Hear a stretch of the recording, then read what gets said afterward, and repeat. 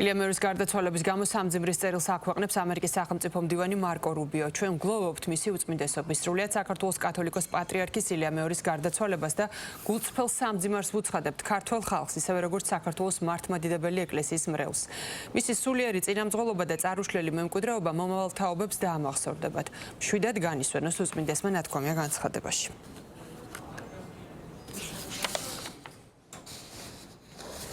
კათოლიკოს პატრიარქის გარდაცვალების გამო მწუხარებას გამოთქვამს გლობალური რელიგიური თავისუფლების საკითხებში ამერიკის მთავარი მრჩეველი მარკ უოკერი. ღრმა სამძიმარს ვუცხადებთ ყველა იმ ადამიანს, ვინც პატრიარქის ილია მეორის გარდაცვალებას გლოვობს. პატრიარქის, რომელიც იცავდა საქართველოს მართლმადიდებლური ეკლესიის თავისუფალ აღსარებლობას საბჭოთა კავშირის მიერ რწმენის განადგურების და თავისუფლების ჩახშობის მცდელობების ფონზე, წერს უოკერი. ილია მეორის გარდაცვალების გამო მწუხარებას გამოთქვამს ეკლესიათა მსოფლიო საბჭო. ჩვენ მთელ მსოფლიოში ჩვენს მართლმადიდებელ დებსა და ძმებთან ერთად მადლობას ვწირავთ ღმერთს პატრიარქის ილია მეორის სიცოცხლის და მოღვაწეობისთვის.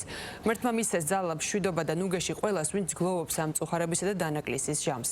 ილია მეორემ ეკლესიის განახლების მნიშვნელოვანი პროცესი წამოიწყო 1980-იანი წლების ბოლოსთვის საგრძნობლად გაიზარდა სასულიერო პირთა, მონასტრებისა და ტაძრების რაოდენობა. მისი წინამძღოლობით ეკლესიამ გააძლიერა თავისი ყოფა და ხელახლა დაამყარა კავშირი მორწმუნეებთან ქვეყნის მასშტაბით. ასევე მისი ხელმძღვანელობით გამოიცა ბიბლიის თანამედროვე ქართული თარგმანი საბჭოთა კავშირში მიმდინარე რეფორმის პერიოდში. აღნიშნულია ეკლესიათა მსოფლიო საბჭოს გენერალური მდივნის სამძიმრის წერილში.